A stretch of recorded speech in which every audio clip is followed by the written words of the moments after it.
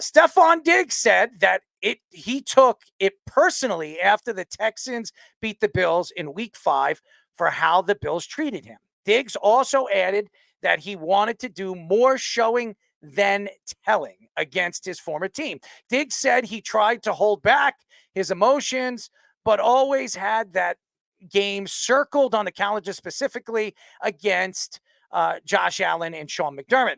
Diggs had 6 catches for 82 yards after number 1 receiver Nico Collins suffered a hamstring injury. Sean McDermott got a lot of criticism for clock management after the Bills threw the ball 3 times late in the game with the ball almost in their own end zone. This led to the Bills having to punt with a bad field position and the Texans eventually a game-winning field goal. Damian Woody said, it was disgusting how the Bills managed the end of the game and forced Josh Allen to be Superman. Stephen A. Smith said that Sean McDermott taking responsibility was the only thing he did right yesterday, and his coaching was a fireable offense. So, fireable offense. But here's the thing, and Speedy, you don't have to put all these things that I've told you not to do. Here's the thing about what I watched in the Buffalo Bills game. And what's really, interesting, Josh Allen has to do everything. This isn't the same offense it was last year. They don't have Stephon Diggs. They don't have Gabe Davis this year. They have a weaker offense, and they got to run the ball more this year, and they have run the ball more this year. The thing is that this has been the problem all season long for the Buffalo Bills. When they fall behind, they depend too much on Josh Allen's legs. But continues playing this way, he's going to get an injury, a bad injury. And just like you've seen what happened in Miami for 8-9 weeks, maybe even longer because of the concussion situation, because they depended too much on his play, his playmaking. If there's nobody getting open, or they're having a problem moving the ball, or even getting Tyreek Hill in the right spots to catch the ball. So unfortunately, right now, I don't really care what Damian Woody is saying. I don't really care what Sean McDermott's saying at the end of the game. The problem right now lies in the gameplay, the game planning in the game. And at the end of the game, obviously they didn't put Josh Allen in the right position to win, and obviously the Bills didn't play very well throughout the game. The second half, Josh Allen had to be Superman to make plays, and he did make plays in the open field. But the problem is the Texans are a very good team, a very talented team.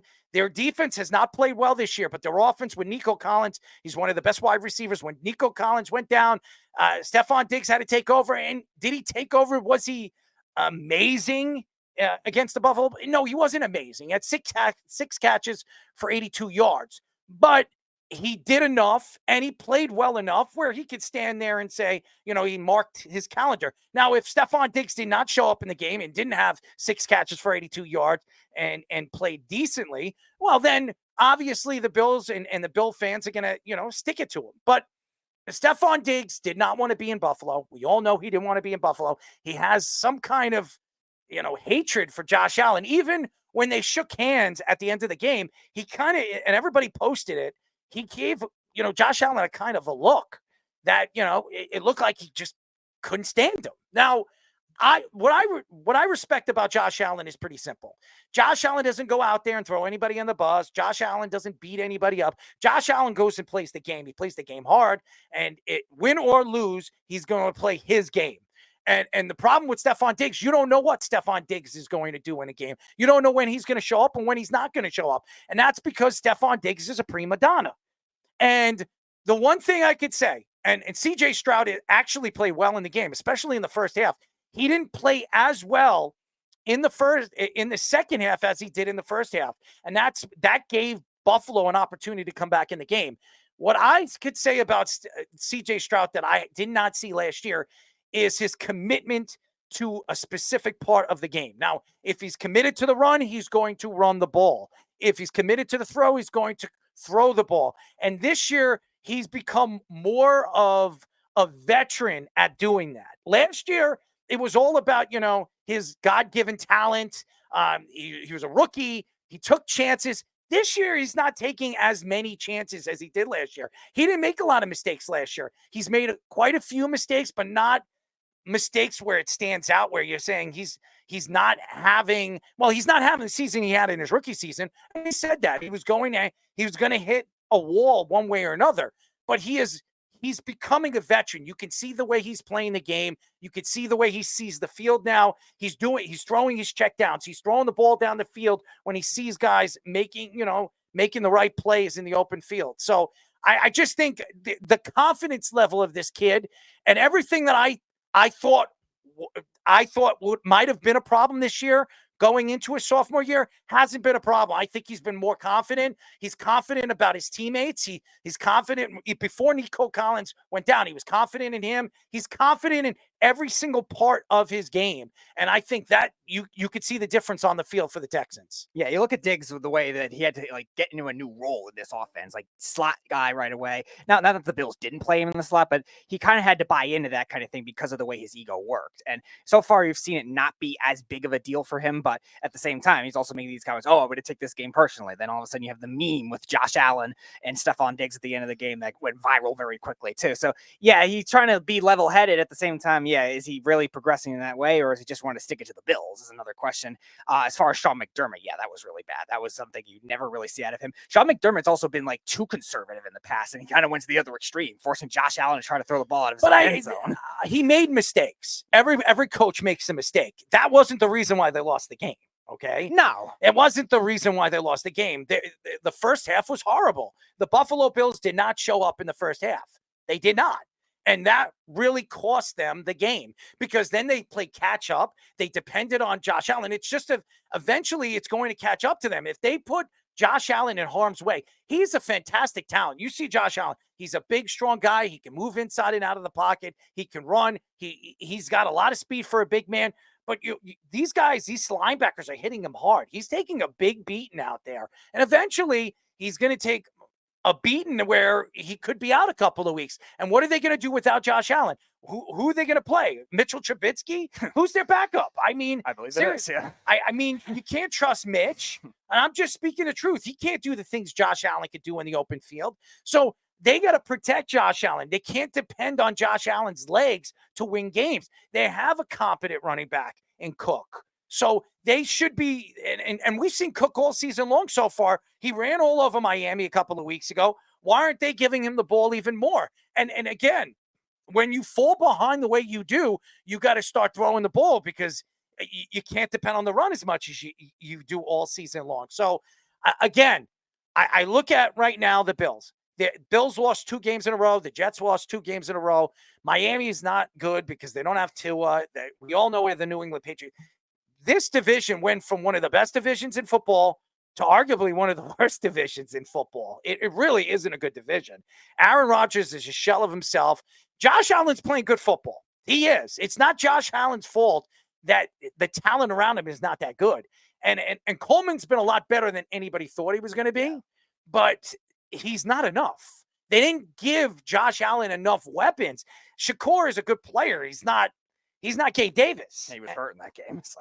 It doesn't matter. When he is on the field, Shakur is not Gabe Davis. He was the 3rd or 4th option for them last year. What makes him a number 1 option or number 2 option? The tight end play this year has not been as good as everybody thought it was going to be. So you're depending more on Josh Allen to make the play in the open field with his legs. And again, you're putting him in harm's way. You got to protect your asset. You got to protect your franchise. And I'm going to tell you this right now. Sean McDermott, going into the season, he was on the hot seat, and we're heading into the early to mid-season right now, where it worries me that both teams, the Jets and the Buffalo Bills, they're going to be fighting for this one spot, and whoever makes it is going to make it, and whoever doesn't is not going to get that wild card spot because there's too many other teams that are iffy on the cusp right now. You have Baltimore, they're up, they're down, they're up, they're down. The Bengals are 1-4. They look like they're completely out.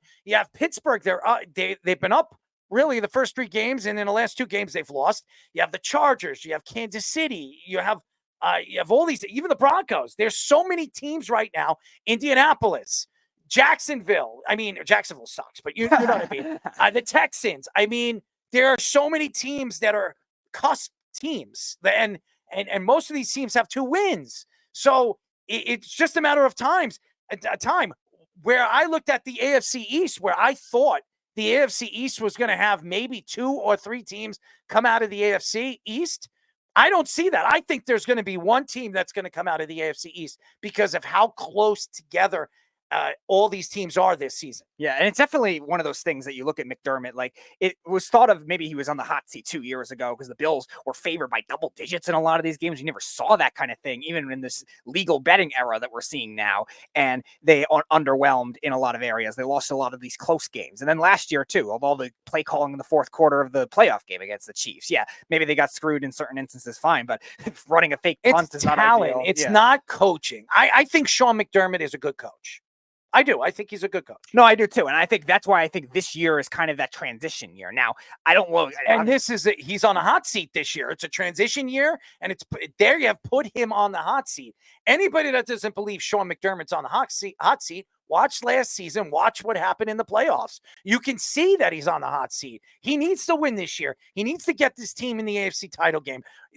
Making the playoffs isn't enough. And could you imagine if they come short? Let's say the Jets beat them on Monday Night Football and the Jets pull away and win this division, and the only team that comes out of this division is the Jets. Sean McDermott's going to get fired. Oh, yeah. There are like 3 or 4 really good coaches that are going to be available next year. You don't think Bill Belichick would be interested in coaching Josh Allen? I mean, we were just talking about Minnesota and Brian Flores. Could you imagine? Brian Flores is definitely going to get another job the way he's coaching this team. I mean, he could get that offer too. I mean, we've talked about Vrabel. Vrabel's a good coach. He's still available right now. Vrabel could take that job. There are quality coaches that are going to be available this offseason.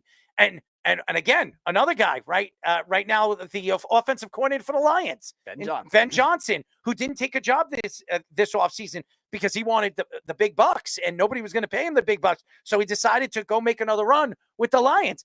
He is definitely going to get a coaching job at the end of the year. So there are going to be like 4 or 5, maybe even 6 jobs available, and quality. This is the offseason. If you're going to be looking for a coach, this is the offseason to hire a coach because they're quality coaches, not offensive coordinators and defensive coordinators that are new to this position or new to a head coaching job. There's about 4 or 5 of them that have had head coaching jobs and have been successful in the NFL. And it's weird because McDermott has been a good culture stabilizer. He's been good at working to get the best out of his players too, because the Bills have been drafting in the middle and the late first rounds a lot of the time, and they've still been able to make a lot of players work. Now, again, like I said, he's been conservative at certain points. He's been iffy game planning at certain playoff games, but now it seems like he's just jumping to weird extremes with this kind of thing in the playoffs, and now this game managing against the Texans at the end of it. Like, definitely not ideal. You talk about James Cook. James Cook was running well the whole game. Like, why not have him run out of the back of the own end zone and try to make something work with that?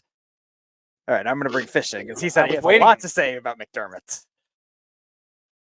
I have a ton to say about this. This is what he did at the end of that game is one of the worst things I've ever seen as a play calling coach. And I don't know if it's Joe Brady calling the offense and him not overruling it or what it is, but you cannot, in a tie game, backed up in your end zone, drop back in the end zone in shotgun and just chuck it downfield, not even in like underneath routes, just trying to chuck it downfield 3 straight times. He's in danger of a safety. He doesn't have time to let the routes progress.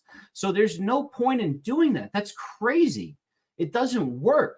It was one of the, like, they were trying to lose the game by getting sacked in the end zone. You're absolutely right, Speedy. James Cook, look, Stephon Diggs left because he didn't get the ball thrown to him when Joe Brady was changed to being the offensive coordinator halfway through the season.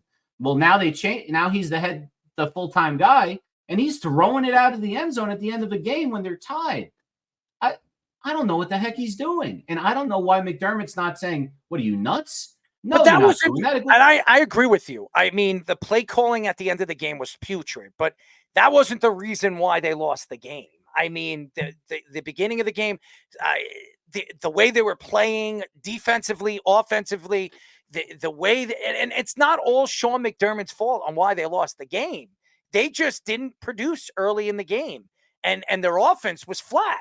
The offense was flat in the beginning of the game. So it's not all Sean McDermott should take obviously responsibility. He's the coach of the team, and the play calling at the end of the game. I mean, I would have ran the ball. I wouldn't have put myself in that position. I would have got myself out of the end zone in the first play of that, of the what do they call that?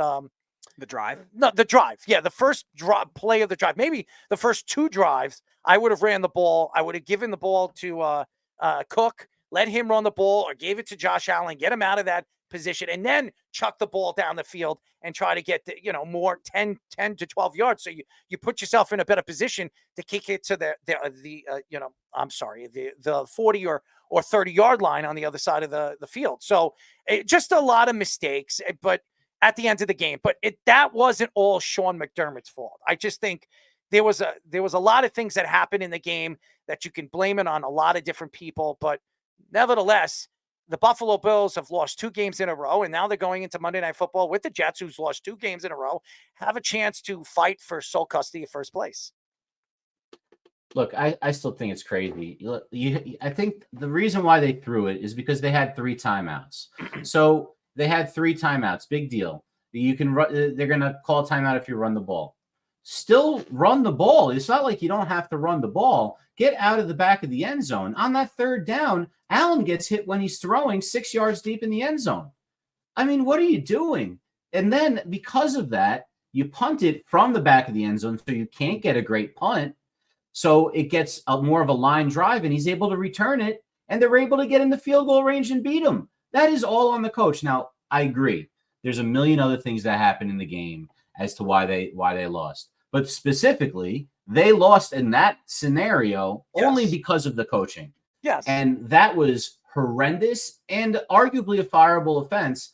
I do agree with you, Speedy. I think he's considered one of the better player development coaches out there, teacher of technique, especially on the defensive side of the ball. They always seem to reload with guys you've never heard of, the Bills, because he knows how to coach football. Not everyone who knows how to coach football knows how to call a game, though. And I think he's exposed himself year after year as being a bad game caller. He just isn't great at it. He should have been better here. He made mistakes, and now you're going into another weekend and another week where you're going to have to win this game. And again, the Jets are in the same boat as the Buffalo Bills. The Buffalo Bills now are going into Monday Night Football where they must win because they're not on a 3-game losing streak. And then the Jets, being that they're at MetLife and they're a home team, they need to win that game too, because they cannot go into MetLife, lose 3 games in a row and expect to make the playoffs going 2-4. So it's a big game for both teams. Now, if the Jets lose the game, they're 2-4. If the Jets win, they're 3-3, and they've won 2 divisional games. If Buffalo loses, did Buffalo win their first divisional game? I think they did. They did win. They won their first. So either or, one of these teams are going to be 2-0 in the division. The other one's going to be 1-1. So this is a big game for both teams, because win or lose for both teams, it puts them in a bad situation. So during the Browns' loss against the Commanders, there was a lot of controversy with DeShaun Watson storming off the field when Kevin Stefanski wanted to go for it on 4th down. The Browns were down 24-3 at the time of the 3rd quarter, and the Browns had to waste a second timeout and settle for a field goal. Stefanski and Watson were seen arguing on the sidelines, and many Browns fans believe Watson has already quit on the team. Since 2000, DeShaun Watson has the 7th worst EPA, expected points added, among any quarterback through their first 5 weeks of the season. Since 2000, the Browns offense is 9th worst EPAs per drive. Stefanski says they will stick with Watson as the starting quarterback, saying everybody on the offense has to play better and he has to coach better. Who's calling? Is somebody calling right now? No. Well, somebody's doing it. Somebody's shaking it or something like that. But anyways, The Browns look terrible. They look horrible. Now, I don't know what's going on with this, or this team. Stefanski was one of the best coaches in the league. He was the coach of the year last year. And maybe it was Joe Flacco. Maybe Joe Flacco changed everything for this team, bringing in a veteran. What are you pounding for? I think he's pounding. Was it the Yankees? I'm not watching the Yankee game. I'm watching the Chiefs game. So did the Yankees hit a home run? What's going on? No, definitely not. They just lined into a double play. It was a great job. Who lined play by Who lined it the Royals. All right. Well, speak Melendez up with two here. guys on. You're pounding like the Yankees won something. Anyways, here's the thing. Stefanski is not going to be fired at the end of the year. This guy is one of the best offensive minds right now in the NFL. This is a team that has a lack of offense. Amari Cooper getting hurt in the middle of the game. I think he got hurt in the third quarter. He was playing hurt throughout the game. And also, they just don't have a secondary wide receiver that can catch the ball. They thought Elijah Moore was going to be that. Elijah Moore is not anywhere close to the player that anybody thought he was going to be. The Jets picked him in the second round. The Jets traded him to the Browns thinking that he was the second guy. He's not. Then they made a move in the offseason for Jerry Jeudy, a guy that was a first-round talent with the Broncos. They brought him to this organization and this team. Jerry Jeudy's not having a good year as a secondary wide receiver. This is the problem right now. The Browns have been depending on their running game for years, and they have Amari Cooper, and that's it. They don't have any secondary wide receiving secondary wide receivers that can go out there and get the ball. And that's been the problem over the last couple of years. Now, with this team, DeShaun Watson obviously brings a bag of whatever. It's a lot to look at a player that's been just, been the center of everybody's view over there with Cleveland after being traded to the Texans, after what the Texans got back from the Browns. And what they paid him after that. They gave him guaranteed money. The Browns put themselves in a really bad position. Now you have a guy like DeShaun Watson where you have to pay him. You gave him guaranteed money, and now you got to stick with him, because even next year, if they decide to drop DeShaun Watson, that's going to cost them a significant amount of money through their cap. So I don't care what their EPAs are. I don't really care about those statistics. That doesn't mean nothing. What means to me is what they're doing on the fucking field. Okay. And what I've seen over the last couple of weeks, and what I've seen in the last couple of months in the last 2 years, is DeShaun Watson has lost the team, and Stefanski looks like he's pleading with DeShaun Watson to run his offense and to do the things that he wants him to do in the open field. And DeShaun Watson is a shell of who he was when he was with the Texans, a shell of what he was offensively, what he was with the Texans. He is now trying to figure out his game and where his game lies now as a 30-year-old player. When he was in his 20s and he was a young player where he was using his legs and he was throwing it with the accurate ability that he had, and he could throw the ball down the field. He doesn't have that ability anymore. So, and the Browns played Jaden Daniels, who is one of the best quarterbacks, young quarterbacks right now in the NFL, if not one of the best quarterbacks right now in the league. Jaden Daniels has put those numbers up. You can argue. I mean, what CJ Stroud did last year, we might never see. But what Jaden Daniels is doing with his legs and his arm strength, he's not putting up like 300 yards every single week. He's not doing that. But it's the way he stands into the pocket, his confidence in the pocket, and the way he makes the plays with his legs. He's unbelievable. And he is a better version of RG3. That's what he reminds me of. He's just RG3 had a great arm, and RG3 was great with his legs because he was a track and field runner. Jaden Daniels is great in both categories. But the one thing that Jaden Daniels has is he's accurate with his arm. Like, he is strong accurately. So, RG3 wasn't accurate. He was strong. So, and he was depending on his legs more. Jaden Daniels is not doing that. He's standing in the pocket. He's very confident. And Dan Quinn was the perfect coach. Dan Quinn was the perfect coach. And bringing in Kingsbury, Kingsbury, I just think the confidence level that Jaden Daniels has right now as a quarterback, and he doesn't have superstars around him. Who's his star wide receiver? McLaurin? I mean, there's nobody out there that I could say, oh my God, that guy is a killer. They don't have those kind of guys, but they have weapons in so many different. They have 2 good tight ends. They're not great tight ends. They're 2 good tight ends. They have 3 good wide receivers. McLaurin is a borderline, number 1. I would say he's a 1B. He's not a 1A. So they don't even have a number 1, and they're still putting up the numbers. They're the best team right now in the NFC East. There's no argument to that. And the NFC East is a lot better than anybody thought. Who would have thought that the Eagles are the worst team, or were going to be the worst team right now in the NFC East? Because they are. They are the worst team right now in the NFC East. The Giants have played better the last couple of weeks. The Cowboys have played a little bit better. And we all know what the Washington Commanders are. And the NFC East is a lot better than anybody thought it was going to be this year, because it really was. It was up to the Eagles and the Cowboys. Now the Eagles look like they don't have any confidence defensively. The coach is on the hot seat. Kellen Moore's just horrible as an offensive coordinator.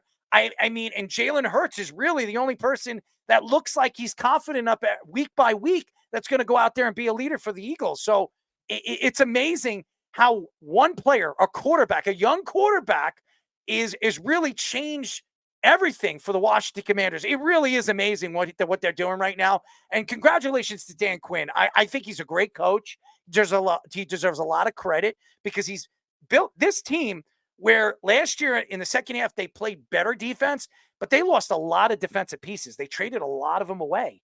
And look, Dan Quinn came here with the pieces that he had, and really didn't really add much in the offseason except through the draft and maybe a couple of free agents. And this defense is way better than it was in the second half last year after trading away all the pieces that they had. It is absolutely amazing what Dan Quinn is doing right now. Yeah, Washington was one of the worst historically defenses last year. They had no pass rush, no second. They played better in the second half. They played a little better in the second half, fine, but like their overall stats was still not great. And he definitely made them a competent enough defense. I'm not saying they're amazing. Obviously, they're still probably below average in terms of the whole league, but they're playing a lot better, and they're bending, not breaking. And Jaden Daniels, he's the culture changer that Washington needed. Then you go to the other extreme. The Browns have been looking for that culture changer guy for years. And it's one thing to fall off a cliff and be washed up, but DeShaun Watson might have been the biggest fall from grace we've ever seen a quarterback have. You thought a top 5 quarterback at the time when he was with the Texans. I did. And you thought he was, like, if it wasn't for Aaron Rodgers, that MVP candidate year in 2020, like, he probably wins the MVP that year, or 2019, I believe it was actually. But he's all of a sudden now become the worst contract we've seen in sports, not just in football, in all professional sports. He's clearly got the players the wrong way, because they made the playoffs last year with 5 different quarterbacks, including him. But let's be honest, Watson had one good game last year. That was against the Ravens, that a very impressive comeback. That was it. And they rallied around all these other quarterbacks to try to make that kind of thing work. I think he's definitely deterring that culture as a whole. And the EPA stat, let's put in factor all the companies. Why do you put the EPA? Nobody care. I don't really care about these statistics that you're giving. EPAs mean nothing to me. I care about, do you think in the 80s anybody cared about the EPAs? Do you think anybody in the 90s cared about the EPAs? I don't care about that. And I don't know why you even put that on the sheet. Nobody gives a crap about it. It's the eye test. What we've seen and what we're seeing right now with the Washington Commanders and what they're doing, what they're producing, because of this young kid who really I didn't think was going to take off the way he has done as early as he has. I expected him to be a good quarterback. A lot of people thought he was going to be a good quarterback. The Giants wanted to move up to get him. And look, Caleb Williams too. You could see he's starting to grow into the quarterback position with Chicago. Look what he's done in the last 2 weeks. I think both these quarterbacks, Jaden Daniels, Caleb Williams, even Bo Nix, look, he's winning right now with the Broncos. He's not putting up, crazy numbers, but he's doing enough to win for his team. I don't care what his EPA is. I don't care what the team is doing with the PFF. It's the eye test. And what I've seen is the Broncos believe in Bo Nix, and so does the coach. Jaden Daniels, all his teammates trust in him, and so does the Commanders coaching staff. And right now, Caleb Williams, even though I can't stand Eberflus as a head coach, every single one of his teammates believe that any given day or any given Sunday or Monday or Thursday, if you have Caleb Williams healthy on the football field, they can win. That's all I care about with this stupid EPA crap. Just to put it in perspective, Ryan Leaf had a better year in one of his years than DeShaun Watson's having this year. And I think the only quarterback that's worse currently You is give Will me Levis. these statistics that nobody even, I could care less. Who the hell, besides statisticians, okay? Who the hell looks at EPAs? Do you look at EPAs? Do you look at APAs? Nobody gives a crap about EPAs. All you care about is when the team gets on the football field, are they playing for that quarterback? Do they believe in that quarterback? That's all they care about. Do you think the Browns believe in DeShaun Watson? They don't. They can't stand him. Stefanski can't stand him. They can't stand him. That team is the only reason why DeShaun Watson has a job right now. Here's the reason why. Ownership gave him guaranteed money. That's it. They gave away their future for this idiot who doesn't keep his hands in his pants. I mean, he doesn't keep his hands out of his pants, or he's forcing other people to put their hands in his pants.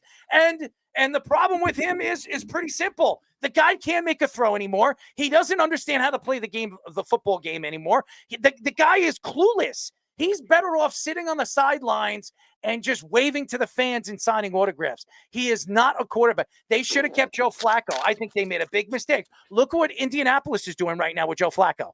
Joe Flacco threw over 300 yards yesterday. Indianapolis is winning without Richardson. Why? Because Joe Flacco is a winner. And Joe Flacco has the fans. Not the fans. He's got his teammates believing in his ability to throw the ball. That's it. That's all you need. If you have a quarterback that can make every single throw and go out there week by week and make those throws, it doesn't matter what their damn EPAs are. Jesus. It's the owners. It's the owners of the Browns' fault, guys. You're absolutely right, Errol. It's not. It does not matter with the stats. Just one thing about EPA, Speedy, is I there's like benchmark numbers for it. I don't really think that's important. I just like looking at, is it going up or down from last year? Is. It's basically the war of football. You know, it's like that type of thing. So they had, they came up with something. And look, is it better or worse than it was the last couple of years? If it's going down, that means he's starting to suck. And guess what it looks like for DeShaun Watson? He's starting to suck. But the better question is why. It's not like he wasn't a great player and then he only played for a little bit and then it fell off a cliff because of the legal issues. I don't know if that's the case. I think it's more about something that you were saying, Errol. Do they want to play for him? When he was on the Texans and when he was in college, the energy that he had when he played, it was electrifying. Guys wanted to play for him. It looked like everyone was pulling for him. And guess what it looks like now? The exact opposite. And it's so ironic that they played against the Commanders where you could see that Jaden Daniels has that same kind of energy coming into the league and has that same kind of skill set, arguably better than what he had. It's really sad that Browns team is they're stuck on the hook. They can't get out of that cap for the next 3 years. They're screwed. And they're screwed. And that's what I'm saying. It's all, I don't care what statistics would tell you and what the NFL, they have all these new statistics. Baseball has WAR and this and that. I don't give a crap. All I care about is what I see on the field. And what I've seen right now with this Browns team, they don't believe in DeShaun Watson as a quarterback anymore. His teammates don't believe in him. And that you could see the way they're playing on the field. Even the defensive players, you could see they don't want to play for him. They can't stand the guy because the guy has checked out. Jaden Daniels is going out. This is a rookie. You see when every mistake or when they're making plays in the open field and they're stepping on the sidelines, they're talking to him. They're having fun. They look like they're just completely energized. Same thing with Joe Flacco with that team with Indianapolis right now. Go watch what they're doing right now. Joe Flacco takes over for Richardson. They couldn't buy a yard. Now he's putting up 300 yards. They're scoring touchdowns and they're winning football games. This is a completely different team. You could see the difference when your team trusts the player behind center. Look at the Jets right now. I believe right now his teammates don't. Besides Alan Lazard, I don't believe that the other wide, Garrett Wilson, even Mike Williams or Conklin or any of those guys believe that Aaron Rodgers is going to find his way out of this or find his way into the end zone the way he has done with Green Bay year in and year out. I think that the way he is and the way he brings himself out there on the sidelines, not talking to the teammates. Before we get to Jimmy Lawrence, I just want to tell you guys something. I don't know if anybody knows this. In the second quarter, when things were going wrong, when he threw his second interception, the guy that was going to the offensive side, the offensive lineman, and talking to the receivers, it was Tyrod Taylor, not Aaron Rodgers. Just so you guys know that. I don't know if anybody was watching it. It was Tyrod Taylor talking to the offensive line. He was Tyrod Taylor talking to Garrett Wilson and trying to get these guys pumped up and telling them that the game isn't over. It wasn't Aaron Rodgers. That, to me, is a problem. When your star quarterback, your leader that everybody wanted there and wanted there for the last 2 seasons, and because he got hurt last year and now this year, the problem problem going into the offseason because he didn't want to show up to a couple of practices and how the press attacked him. Now you're seeing the situation right now where the season is starting to implode, and now who they're pointing fingers at, the fans are pointing fingers at, they're pointing their fingers at Aaron Rodgers because of all the things that were happening off the field. So it's just a lot of things. It's all about trusting your quarterback and your leader. When we come back, ladies and gentlemen, we will be talking to former 11-year MLB catcher Jimmy Lawrence. This is the Sports Loudmouth. 631-672-3108 is the number to call. You're listening to the Sports Loudmouth. I'm your host, Errol Marks, my co-host, Petey. Remember to go to our website at www.worldwidesportsradio.com. Check out all our shows throughout the week. And you can listen to the Loudmouth every single Mondays and Wednesdays at 7:30 p.m. All you have to do to tune in and check out your local listing for all our shows is go to our website at www.worldwidesportsradio.com. And now, ladies and gentlemen, we've been waiting for him. He's a busy guy. We're now talking to former 11-year MLB vet and one of the best, one of the greatest Yankees, as we remember, one of my favorite Yankees of all time, Jimmy Lawrence. Jimmy, what's up, buddy? Good. How you guys doing? Sorry it's a little loud here, but I'm at the stadium, so and I'm watching this 4-1 mess right now. It is a mess. And Jimmy, we've met before. We've been at a couple events together, and I know you're a busy man, and there's a lot to get into with your thoughts of the New York Yankees. Game number 1, obviously the Yankees win 6-5. Garrett Cole didn't have his best stuff, but the Yankees found a way to win those games. And the old Yankees, if you remember in the 96 and those great Yankee teams in the 90s, they always found a way to win. You going into this series, there was something about the Kansas City Royals that scared me. Their pitching, their relief pitching, they have all their pitchers in their bullpen from 98 miles per hour. They have a tremendous bullpen, and Perez always kills the Yankees. You're going into this game, and who gives them their first run? Perez smacks a home run. I mean, he's a career 300 hitter in Yankee Stadium. What were your thoughts going into this game? Did you think that the Yankees were going to go up 2-0 going into Kansas City? Well, no, they struggled during the season against Regans before the starter for Kansas City today, and he once again went out there and dominated them. And we've got to figure out, number one, how to get Aaron Judge to hit in the postseason a little bit better than he's done in the past. And so far, that hasn't worked out. But I'm also watching Bobby Witt Jr., who won the batting title, who's 0 for 9 this series. So the one thing about the postseason is it's the guys you don't expect. And you did not expect Verdugo, after the way his season ended this year, that he would be the guy yesterday. And then, of course, like you mentioned, Perez today, and then a couple of other guys stepped up. And Rondon looked like he was going to be good.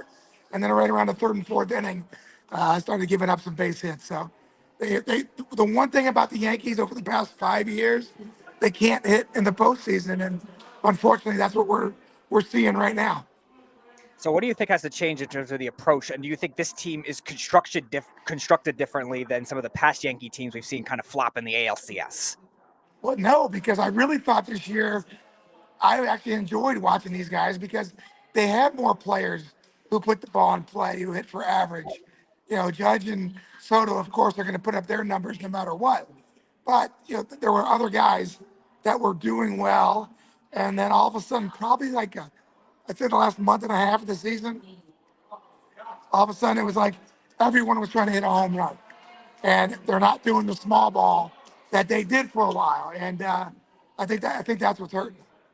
We are talking to former 11-year MLB catcher Jimmy Lawrence. If you don't remember him, he hit 2 big game-winning home runs in the 90s. He was a part of those great Yankee teams, and everything about him, all the the things, the trials and tribulations he's been through over the years. And he's been a big face for the New York Yankees and some of these young Yankees that you see right now playing in the game. You watch what's going on right now over the last couple of years. You say the Yankees can't hit, in certain situations. Obviously, men in scoring position, the Yankees have had problems all season long in that situation. What do you think the Yankees need to do to change their, this situation? Well, obviously, you got to work on some small ball. You got to work on moving runners over. I know the sabermetric people say giving up an out is not worth it, but I'm sorry, guys. You go back to our championship teams. It was not Chuck Knopflock gets on base, Derek Jeter gets him over, Paul O'Neill hits a ground ball and knocks him in. We had that for 65 games a year. I mean, it's the way that we won championships. And, it's great. The Yankees win 90 games. They win 100 games during the season because against the 3, 4, and 5 starters, they can hit home runs. But when they play the number 1 and number 2 guys, the small ball is just not there, and they're not used to playing that way. I think they need to do that a little bit more during the season. So when they get to the postseason, it's not such a strange animal for them to be able to play that way. So the Yankees bullpen has been for 3 years in a row. Great first half, not as good in the second half. And for one thing, how much do you put of that on Aaron Boone? Because a lot of Yankee fans have criticized that kind of thing. And do you think the creativity of this bullpen has to be a little better? To be honest with you, I think everything's done from upstairs. I think everything from the sabermetric people is thought out beforehand, and every move. It's not about watching the game. It's not about what Aaron Boone actually thinks. I think he's being told, basically, when this guy comes in, the sabermetrics say this guy's got to come in and follow him. And unfortunately, it just doesn't work out when you're playing some top-notch teams and you're going up against the number 1 and number 2 starters for the other team. It's crazy. We're talking about Aaron Judge and why he's not hitting, and he's not hitting, in the playoffs over the last couple of years. Maybe they need to move him at that one spot. I mean, during the season, he was very confident there. He was hitting home runs over there. He was getting up the bat a little bit more. How about maybe Aaron Boone, maybe not Aaron Boone, upstairs decides, hey, let's move Aaron Judge to that one spot and Soto in that second spot. And then, you can start to, either put Giancarlo at the third spot or keep him in the fourth spot, or put Torres or Chisholm over there in the third spot, and kind of mix around this lineup to give them a little bit more offense. What do you think about that? To be honest with you, I think our shortstop should be leading off. Mm-hmm. The guy can steal bases. He can get on base. The first half of the season, he shortened his swing. He was hitting the ball the other way. And something happened midway through, said, I need to hit more home runs. And all of a sudden, everything plummeted.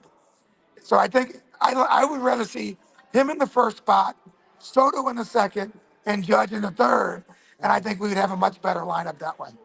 Well, Volpe, he could steal bases. He actually, last year, I think he had 50 stolen bases of something like that. This year, he didn't really do much of that like he did last year. I think he needs to play his game. I agree with you. Maybe Volpe in the one spot, Judge. But if you want to see Judge get up there a little bit more, I put him in the one spot, get him the confidence, build his confidence, and then move him back to the third, because that's what you want to do. You want to get him up to bat as much as you can.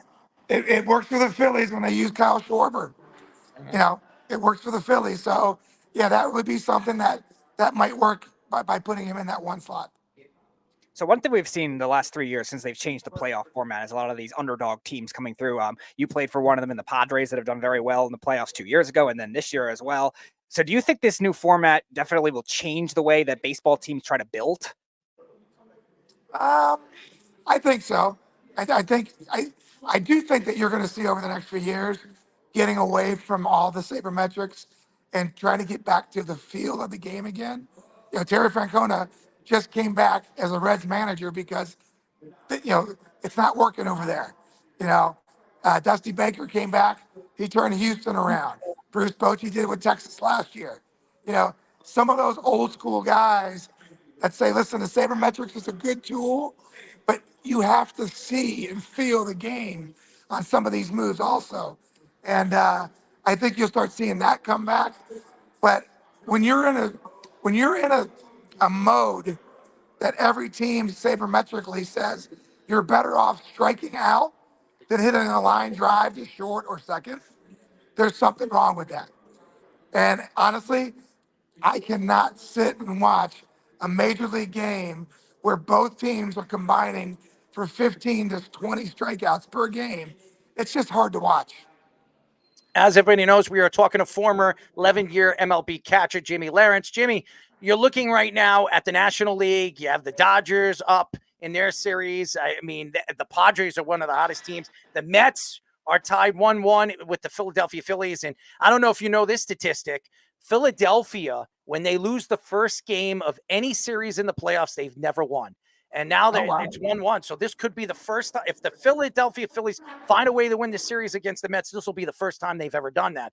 And then you look at the Kansas City Royals. I didn't want to play the Kansas City Royals. I would have rather played Baltimore. I would have rather played Cleveland or any of those teams. The Royals, they're the team. They're the surprise team. There's always one of them. And they're dangerous because they play defense, they steal bases, they play great small ball. And usually when the Yankees play those teams that play small ball, they always have problems with them. The Yankees in the 90s, you know this. The Yankees in the 90s loved to play small ball. That's what made Joe Torre such a great manager because, they had power in their lineup, but they played small ball. Why have the Yankees changed? Why haven't they kind of mixed that up? Over the last couple of years when they realized that power doesn't always win championships. Because they've gone full sabermetrics. And sabermetrics says giving up an out is not beneficial. And like I said before, just go back and look at the history. When you got a whole minor league organization that doesn't use batting tees anymore, what is going on? Ted Williams, Tony Gwynn, two of the greatest hitters to ever play the game, said that the batting tee was their best tool, their best teacher, their best practice. And the fact that the Yankee organization doesn't even have them in the minor leagues, I just never heard of stuff like that. Wow. So we were talking about the other playoff series, two of which were by ex-Yankee coaches, Mets and Phillies, Carlos Mendoza and Rob Thompson. What do you think of the job both of them have done? And had you had any experience with them in the Yankees organization with those two guys? Well, I'm very happy for Rob Thompson because he has been a lifelong Yankee minor league coordinator, coach, things like that. He was there when I was playing. And I was so happy. I don't know if you guys know the story, but he was told when he interviewed for some managing jobs that he would never be a manager. He would only be the co-pilot. And the fact that he took over those Phillies after Girardi left and did what he did and now has done what he's done, I am so happy for him. I'm so happy that he beat the odds or beat whatever they were saying. And very happy. Mendoza, I don't know him very well. I was kind of surprised when he was first hired by the Mets as a Yankee bench coach that didn't have a whole lot of experience. But what he's been able to do, he's been able to find a team that plays till the last out. And the Mets got hot at the right time. And when you get to the postseason, usually that team that's playing hot is the one you got to be worried about. It may not be the best team on paper, but they got the best momentum going in, and that has been the Mets. So I think this is going to be an interesting series now that they're going to go to Philadelphia. I'm sorry, City Field. City Field. I know you're a Yankee guy. I mean, we've been arguing. I'm a New York guy.